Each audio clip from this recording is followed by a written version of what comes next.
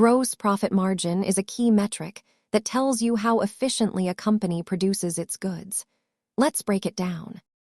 At its heart, this number measures how much money is left over from sales after paying for the direct costs of production. The math is straightforward. You subtract the cost of goods sold from total revenue, then divide that by your total revenue. It helps investors see if a business is managing its production costs well, or if they have strong pricing power in the market. Don't confuse this with net margin.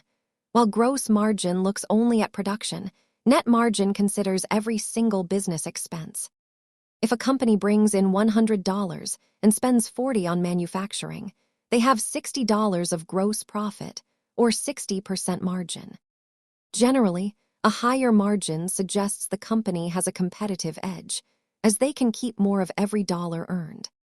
Use these metrics to better understand business operations. Thanks for watching, and remember to always do your own research.